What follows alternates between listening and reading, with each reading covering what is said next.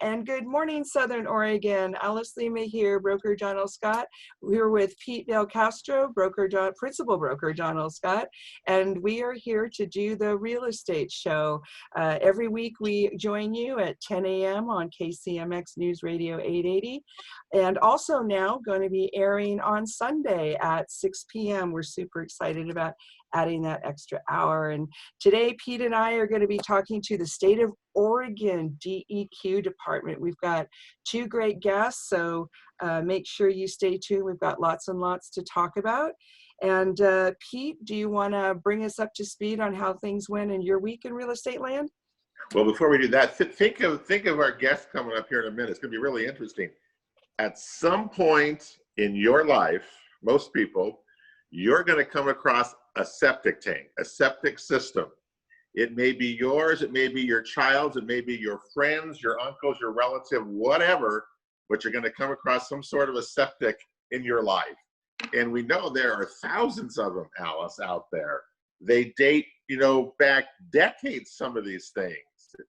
And, the condition of them, they fail. What do you do? I can't wait to hear some of the conversation today, because a septic system, as you know, can make or break a real estate deal in the end. Sellers don't take care of them, whatever, right? And they do. Yeah, it's going to be a great conversation. They really do. So we'll see. We'll talk about that kind of thing. I don't know what's going on. We've got some stats to share maybe with later on in the show, but there are a lot of activity going on throughout Jackson, Josephine, Klamath, these counties right now. Pending sales are up from a year ago. Who would have thought that in the middle of all this? In a pandemic. Well, we keep talking about all the relocators. They're sneaking over the border. And yet the other side, the closed sales are about 40%, 45% down from a year ago, which is exactly what we've been talking about in terms of the market and what it's done. But if the pending sales are any indication, here it goes. Okay, so get ready. There's a lot of activity, a lot of demand still going on.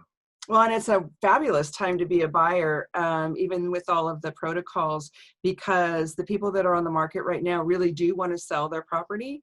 And I'm not saying that you can steal it, but you can get some good deals. And the lenders are bending over backwards to make things happen for people. In fact, in some cases, they're waiving the appraisal process completely. And did you see this week in our office meeting, 30-year conventional mortgages dipped below 3%. Isn't that something? Yeah. Unbelievable. Who would have thought? So we invite you to stay tuned. We've got a great show today. We've got Dylan Darling with DEQ. We've got Marty Easter with DEQ. We're going to talk about wastewater, Southern Oregon, real estate, lots and lots to talk about. So be right back in just a couple of minutes. Well, welcome back, folks, to the Real Estate Show. I'm Alice Lema here with my friend Pete Belcastro. We're both brokers at John L. Scott, Southern Oregon Real Estate, and we have a fabulous show today for you. We have the State of Oregon DEQ people here. We've got Dylan Darling, who is the Public Affairs Specialist for Western Region of DEQ. He handles 12 counties. Hi, Dylan. Hey, how's it going, Alice? Yeah, good. Hey, He's going to be talking a lot about the big picture and the mission of DEQ in general. And then we also want to welcome Marty Easter, who's the Regional On-Site Wastewater Specialist for the State of Oregon, also known as the Septic Guy. Hi, Marty. Hey, Alice and Pete. Yeah, it's going to be great. Great. So let's start with you, Dylan. Let's talk a little bit about the mission of Department of Environmental Quality in the State of Oregon. Because a lot of people don't see you as a positive necessarily, but you're really there to kind of help the State of Oregon, aren't you? Yeah, the role of the agency is to protect the environment, and more specifically, that's air, land, and water. And the agency enforces all sorts of regulation, be it state or federal, just making sure people are following the rules that are out there to protect the environment. But it's more than just, well, it is a regulatory department. It's about a lot of regulation, but at the end of the day, it's just making sure that that environment around us, all these things that we really care about in Oregon, are protected. And so it's everything from individual homes, like we're going to be talking about today, to big factories and larger facilities. I've only been with the agency, since last October, but I was familiar with it because I reported on the environment for newspapers. And Oh, just learning what the department does, there's so many things, and this is among them, looking at septic systems and just making sure that groundwater is protected at homes and neighborhoods out in the country. and it's part of what keeps Oregon the lovely place that it is. So we need that protection for sure. Yeah, definitely. I feel like, obviously I work for DEQ, but the department really plays a really important role in just preserving what Oregonians think of as Oregon, just that air, land, and water, really defines the state, and it's our job to make sure it's protected. And it's part of why people keep moving here, is because of that. And that doesn't happen by itself. The clean air and the clean water needs maintenance, and it needs people to take care of that. Yeah, definitely.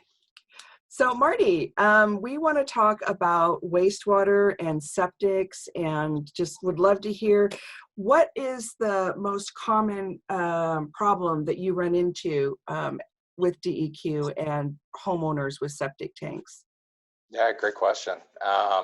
First off, Marty Easter. I've been with the department for almost 6 years. And before coming back here, I'm originally from Grants Pass. But before coming back, I worked in Colorado doing some very similar stuff out there. So it's interesting to see the differences from there to here. We have a lot of our main issues are groundwater. When people have an issue with their septic system, it's usually related to some sort of groundwater issue. Either the septic's failing, and there's potential to get into neighboring wells or streams or creeks. We definitely want to stop. And also, having those repairs that are needed on your septic system, that's always a horrible thing. We handle the septic system all the way through from the initial test hole evaluation for the approval of like bare land, all the way through until there's a home initially being placed on there. We handle the permitting and inspection process. And then it's not great, but systems do fail. And it's usually at the worst time, whether that's around the holidays when there's extra flow being put into it, or when it's raining and the soil is saturated. No matter when it happens, it's not a fun time. So we actually go out to those systems and we will evaluate the soil and then try to get these people back online as quickly as we can. So the worst situations are definitely those people in a home not knowing what to do, and hopefully giving us a call, giving an installer, a pumper a call, try to get them back on the right track there, though. Yeah. Marty, just to give people a perspective of when we talk about septic systems, about how many septic systems do you think are in Jackson, Josephine County out there? Great question. Yeah, great question. I'll have a bad answer, and that answer is I'm not sure. It's thousands though, right? Oh yeah, thousands, maybe even close to tens of thousands. I mean, we didn't start actually permitting septic systems until about the early 70s. So there's a lot of homes that were put in, and a lot of septic systems that were put in prior to that permitting process. So, we could probably go back and find out the exact number permitted, but there's just about every home that's out there that's not directly in the city, hooked up to the city services, is going to have a septic system on it. Yeah, so there's thousands of them. And just to give people, again, when we think about tanks, we talk about tanks. A system is what? What does the damn thing do? Yeah, definitely. How does it work? Yeah, so what everyone wants and what a lot of the older systems are is a standard system. So a standard system entails coming from out of your home, it's going to go to a septic tank. Usually these tanks are around 1,000 gallons. Okay. And that septic tank is a very old technology, actually. It stems back to the early 1900s, maybe even before that. We're still using that same technology today. That septic tank is really a settling tank. It separates the solids from the liquid, and that liquid level is what we call effluent. And the effluent is the, if you looked at it, it would look like dirty water. That's what goes out to the drain field. Now, the drain field is essentially, it's mostly going to be PVC pipe with some rock-in pipe is what you'll usually hear. And once the effluent gets out there, it dissipates into the ground, and the soil helps clean up that effluent to return it back to pretty close to drinking water limits there. So. And most of everything works that way. Alice, have you ever come across, when you're out showing property, have you ever come across when you walk in, when you come into a property and you see it, the drain field is green, everything else is brown around it or something? Do you know when you have a problem, don't you? Do you ever see that, Alice, when you go out showing? I think by the time a regular civilian person, like a not Marty or not Dylan person, notices there's something wrong with the septic, it's pretty bad, right? I mean, you've seen things where it's soft and it's bubbly and it smells bad, but something happened way, way ahead of time before it got to that point. Okay, have you ever seen, what's the worst case you saw in your real estate time? Well, I've actually seen tanks that have started to collapse on themselves, and not all owners know that that's a problem. And the interesting thing that, and I don't know if it was Dylan or Marty mentioned, is when the ground is wet and it's raining a lot, people don't understand that affects your system. It compromises it in some cases. Yeah, so you've seen them collapsing. I had one where it's really gross. Yeah, where they had driven over it, and the top of the tank was gone. And they had covered the tank with a round table from like a picnic table, and that was the top of the septic tank. But it works, he says. It tells me it works, but we got to disclose that. You can't sell that without disclosing that, or it's going to be certainly seen in an inspection. So don't think you can get away with these things anymore, because you simply cannot. I think we would all agree probably on that one. But it's also a public health issue, right, guys? I mean, it's not something you would want to hide anyway. Yeah, I mean, the pathogens that are inside that septic tank are nothing to mess around with. Pete and Alice, you talked about how could you tell if, there was a septic drain field issue. I had a predecessor of mine call it a stomp and sniff inspection. If you can smell it, there's an issue. And That's true. If you're walking around and it's really spongy, like you said, and there's water on the ground surface, that system's in failure. So we need to do something with it. So what does someone do then when it's failing? What do they do, Marty? Yeah, so we have, one of our processes that we follow is called a major repair. That would mean that you would need to be replacing the drain field. What they would do, and it's all kind of dependent on how much land you have. Some of these smaller lots can be really tricky, but if you've got some room to work with, I think that we're able to get you another system. So what they would do is they would dig a test hole. They can do this by themselves. They can get an installer to do this. These test holes are about 4 feet deep, 2 feet wide, and they're kind of sloped and trenched. So, because I'm really good at falling into things, but I can't fall out of things. So I got to have a way to get out of these test pits. And then what we do is we'd go out to the site and we'd evaluate a couple things. And I'm going to be a little more basic than what we actually look at, but we look at soil depth, soil type, and then water tables. So if you have a really sandy soil and water's going to go through that and effluent's going to go through it really fast, not great. On the other end, we all have seen how clay does at holding up water. And in Jackson County specifically, we have some very clayey soils here. And so we want to make sure that, we kind of hit that middle ground. But when we get in those test pits, we'll tell you all those things. And when we come out, and we'll issue you a major repair permit. And on that permit, it'll tell you the type of system, how much drain field you'd need, how big your septic tank needs to be, and some of those specifics. And then you'd come to us with a plan saying, here's what we want to do. And we would sign off on that plan once it meets the specifications, and then they'd start putting it in. Now in Oregon, it's one of the few states still left that a homeowner can install their own septic system. That's and true. So sometimes that's great, sometimes that's not great, depending on the complexity of the lot.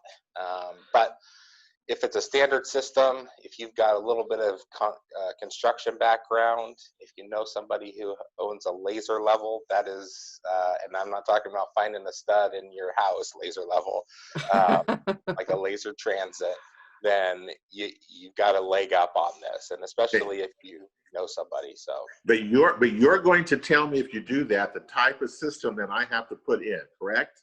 Correct. So yeah. DEQ has that authority to do that, correct? Correct. Yes, Yeah. we do. And so we'll give you, the kind of the buzzwords are standard system. That's right. Just the septic tank and the drain field. And that's what everybody wants because of the price tag usually. Right. But if that can't be achieved and it doesn't meet the rules, then we have advanced treatment systems like a sand right. filter. And we have a break coming up, and I do want to talk to you about those. I've seen those work as well. So there's a lot to this. Septics they can make or break a deal. They cost you a lot of money if you don't take care of them. All they can that make you sick. Lots more to talk about. Well, welcome back, real estate fans. Alice Lema, Pete Belcastro here for the Real Estate Show, talking to two of our department heads from State of Oregon Department of Environmental Quality, also known as DEQ. We're having such an interesting conversation. And right before we went to the break, Dylan, you were just about to talk about a very important point. I just wanted to mention that when it comes to getting a septic system permitted and planned out, people, they're really taking care of themselves. The groundwater that they're protecting might be the water that they're going to draw up with the well. And so it's not this, oh, this might go down the stream. Lots of times you're protecting yourself and your neighborhood. So it's really worth doing it right. And if septic systems do fail, and how would you know that your drinking water has been contaminated? How would a person know that? You better test your well. Yes. That's why you test your wells, right? Yes, 100%. A lot of times people will say that, it's for sure, my well is for sure contaminated, but I know that there's many labs around that'll test that water for you. That's the way to know. And we've talked about that over the years, of that if you have well water, you should have it tested every so often just to make sure, because we've seen wells also go bad around, and more of that happening in Jackson, Josephine counties, as time goes on. So yeah, got to be aware of that. I want to ask you about a sand system, sand filter system. Are those still out there? Do people still put those in Jackson County? Yeah, so sand filter systems are still being put in. Okay. They're kind of an older technology, though. They treat the effluent, so coming out of the tank, like we talked about before, it's going to hit this sand filter, and essentially the effluent is sprayed over the top of this sand filter material, and as it works its way down, it's going to get cleaned up a lot more. If you were to hold up two glasses of stuff coming out of a septic tank and stuff coming out of a sand filter, you could see right through the effluent come out of a sand filter. But Wow. Don't drink it, please. But it's going to be a lot easier to go into the soil. And so that's why we do it, so that it takes less soil for it to treat that effluent. But really, there's a new technology. I say new, but it's been around since the mid-2000s, called, the short version is an ATT, or Advanced Treatment Technology. Think of these as kind of an off-the-shelf sand filter, already built, usually in a box. You're talking the sand filters, you could probably drive around, and if you see a big mound in someone's yard, that's probably a sand filter at the country. Yeah. They're pretty distinctive. Yeah. You talked about the advanced technology treatment there. I had a client, and the seller had put this system in. I'd never seen anything like that in my life. I remember telling Alice about it too, that this thing it costs like $35,000 to put in. It's not cheap, but boy, at the end of the process, which is agitators and all sorts of different things to go with it, computers, you can drink the water. Is that true? No, don't drink the water. I'll make sure to say that. But it is very clean. Right. After probably a couple steps and a chlorination step, you probably could drink that water. I know that there's some technologies over in Middle East that I read up on that do that. They don't have any water. The water is short out there, and they have some more advanced ATTs than we have. But yeah, these ATTs, like you said, Pete, when you saw a couple different kinds of varieties of them, but some use agitators, some do a lot like a sand filter does and sprays over a certain media. But the good part of these ATTs, kind of twofold. One is the size. They're usually a little smaller than a septic tank. They go in the ground, so they're not an eyesore, because a sand filter they're usually 36 by 10, 360 square feet. Usually about 3 to 4 feet high, and your front lawn is not what you want to see. So Marty, how many are you seeing people put in ATT systems around now, or what is the choice as we continue to build, properties in rural areas or systems fail? What are they putting in? I'm curious as to what people are doing. Which systems are the choices? Yeah, so if you do have to have an advanced treatment system, I would say almost 100% of people are going towards ATTs. But for that second point that I was talking about earlier, it's hard to find sand and material and soil that meet specification these days. And if they do find it, it's usually really costly.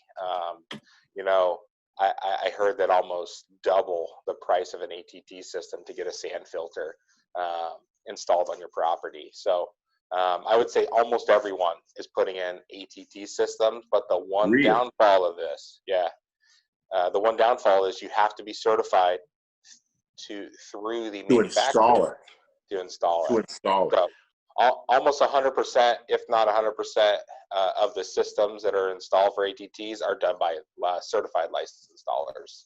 So Alice, what does that do? That adds cost to the building of certainly rural properties to put a system in this way, and that's what obviously what Marty just said. That's what's going in. That's what's being required now.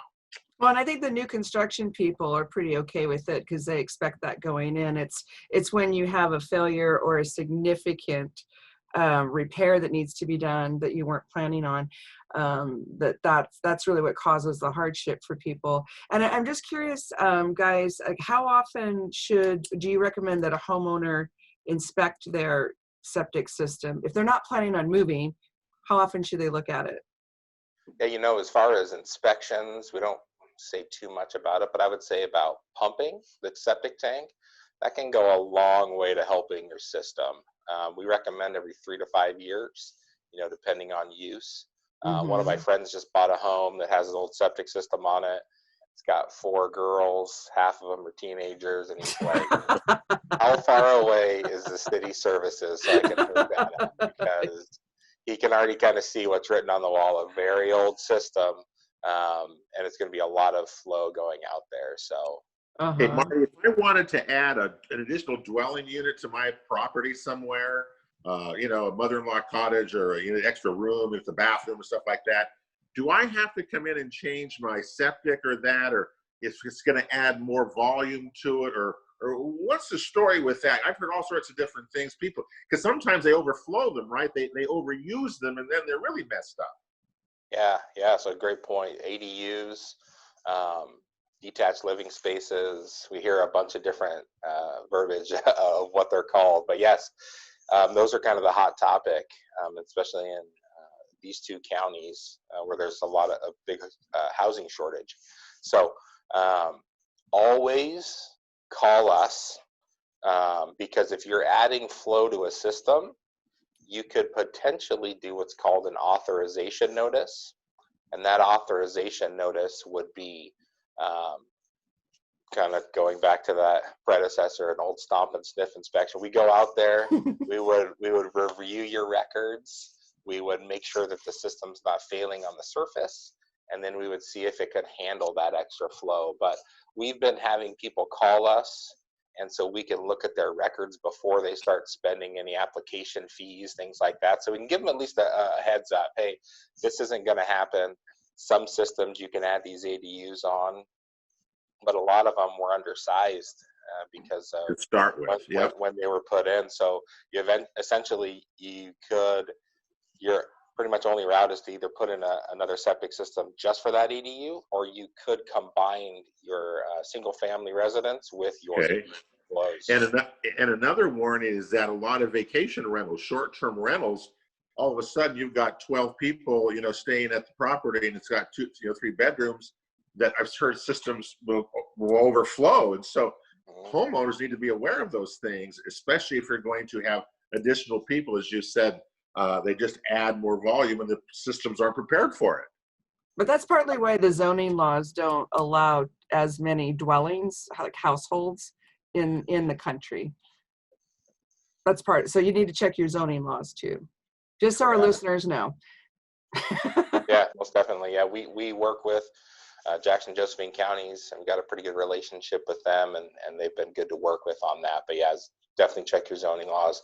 And we always, before we accept any application, make sure that everyone is getting their zoning authorization or development permit, depending on which county you're in, so that the county has some say in what's going on out there. Even if it is a major repair, we still try to make sure that they're not putting their system in a floodplain or floodway, things like that. Yeah. How much does it cost for fees to do one of these things, Marty? What does it cost? Yeah, it's kind of all over the board depending on what you are going to be putting in. If you're going to be doing a site evaluation, so just a bare piece of property, that's $800, and then it kind of fees go up from there for construction permits. I don't have them right in front of me, and they seem to be changing yearly. And I'm sure they're always going up too. Almost always going up, right? I can send you guys some links to where you can look at our fees for that. Oh, that would be great. Yeah, we can pass it on to people. Yeah, we can definitely send you links to our homepage, or it's got links for the fees and everything else there. So for people who have septic systems and waterfront, like we have so many people on the Rogue River, lots and lots of creeks. How does that work? Yeah, it all goes back to the test pit and what we see in the test pit, soil type, water table, things like that. But yeah, a lot of these super tiny lots on the river, if you guys are going towards buying a property out there, make sure you check the records. See what's out there. Was it installed before permits? What are we looking at? Make sure that you're really getting involved there. And then also, if it doesn't have records, see if there is a potential area for a replacement. Because that's the thing that people often overlook is, my system's in the ground, we're good. The guy who inspected it said it was good, but they don't I'll just put this out there. Everything's going to fail, even stuff that I permitted. I know it's a shock, but so making sure that you have a repair area is a really good idea. And even having a consultation with a licensed installer and saying, hey, what do you think? Do you see an area for repair? And being very eyes wide open as you're walking into these properties. That's the trick, is asking a lot of questions. For sure. So one of the other questions that comes up is, where are the technologies, the new advanced sensory systems and that kind of thing? And we're going to have a break coming up pretty soon, but would love to hear a little bit of the future of what's going to be coming for septic systems. Yeah, I think that Oregon's pretty good as far as technologies, but there's always something new that's coming up. We have a pretty robust approval process, which is really good. And we definitely welcome new technologies to the state so that we can give people as many options as we can for their properties. So, one of the things that we'll be looking at in the future, other states have them, mound systems. It's really hard to change a water table, especially if it's on a flat lot with high groundwater. There's definitely some areas in Jackson, Josephine County that come to my mind right away that have these issues. A lot of denials in these areas, and so on bare pieces of property, that's where some of these things to overcome. And so it's kind of an older technology, but these mound systems, usually preceded by an ATT unit, could be a potential way to overcome these setbacks to water tables. Well, that's great. Well, we've got a break coming up. We're going to be talking more to Dylan Darling and Marty Easter of DEQ. So Pete and I will be right back.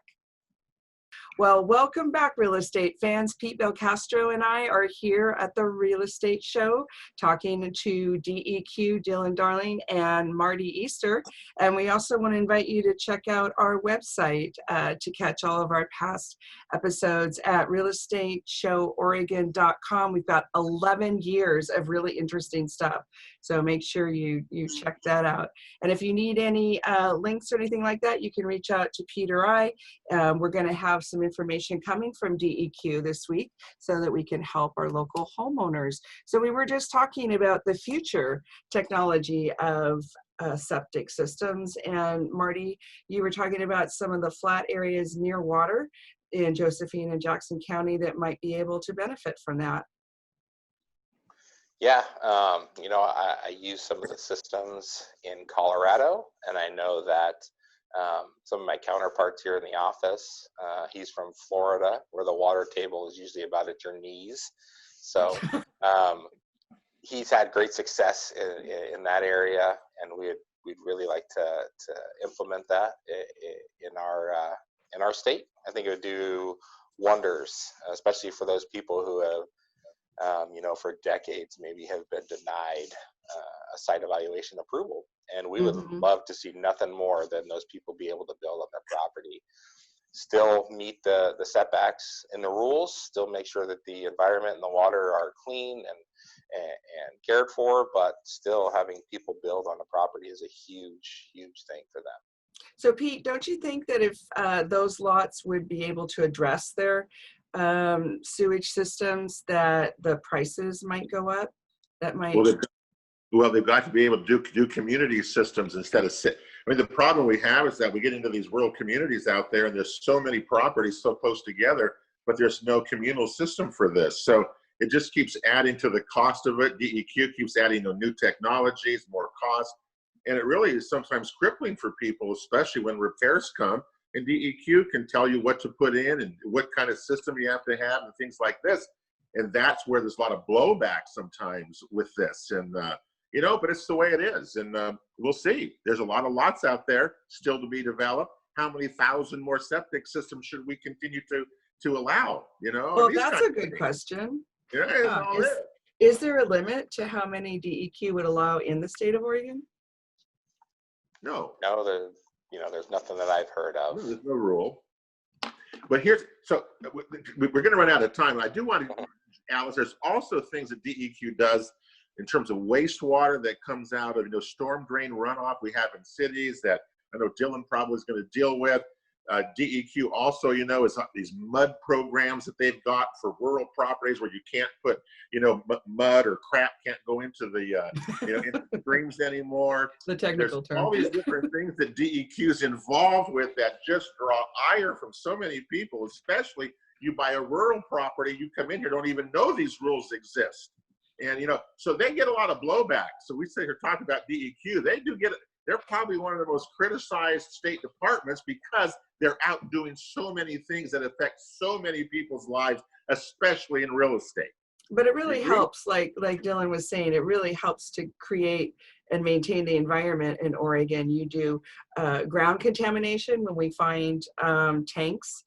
You do air quality. We were going to try to talk briefly about fire and the fire season. Do you want to weigh in on that before we're going to have you back? Yeah, definitely. Glad to come back. Yeah, but let's definitely talk a little bit about fire and air quality.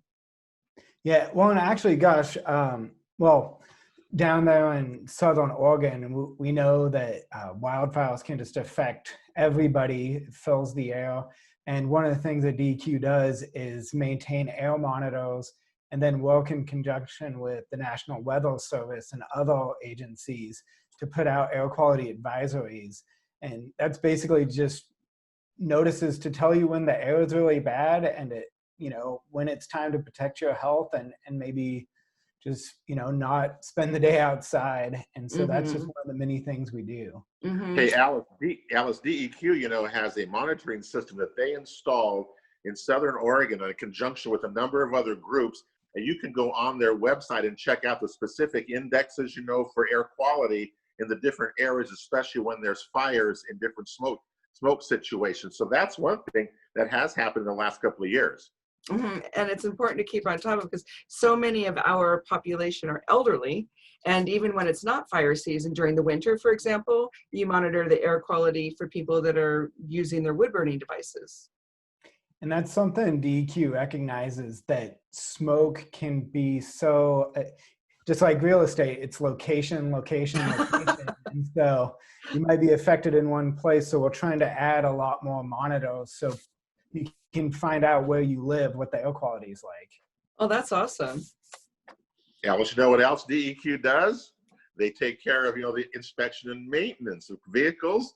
Remember when that was a controversy back in the 80s? DEQ was the one who came in there. They're very strict in our valley with air quality standards here. That limits what we can do for businesses, et cetera, in terms of what you can bring in. So we have a lot of DEQ. You may not see them, but they are like hovering over us in a many good way. areas. Like a safety blanket. And all the activity that's out there. Like a big safety blanket. Yeah. That's one way to describe it. Yeah. Well, we really appreciate Marty and Dylan for taking the time to educate us and our listening audience. We would love to have you back, because as Pete just did the list of all the things that DEQ takes care of, there's a lot more to talk about. And like Pete said, I don't think a lot of us realize all the things that is affected. Well, thanks for giving us the opportunity. I think a great topic in the future would be the runoff from rural properties into streams and the issues surrounding streams and DEQ's policies regarding that, building ponds, all sorts of these things that DEQ is involved with that affect so many of our, I guess you'd look up to mostly say rural properties, although they're still involved with a lot of things in cities too. Yeah, it'd be nice to talk about the city wastewater situation. Yeah, maybe we'll call the next episode not just septics, or I don't know. We'll think of something. So, well, thank you again, Marty Easter and Dylan Darling from Department of Environmental Quality, State of Oregon. It was awesome for you to spend this time with us. And Pete and I will be back with you. We'll have the show air again on Sunday, which will be tomorrow at 6 p.m. And we'll be back next week. And who are we talking to next week, Pete? Well, you know, this week, if you can believe it, mortgage interest rates are back in the news a little bit. They have dipped below 3%, Alice, if you can believe it, for 30-year conventional mortgages.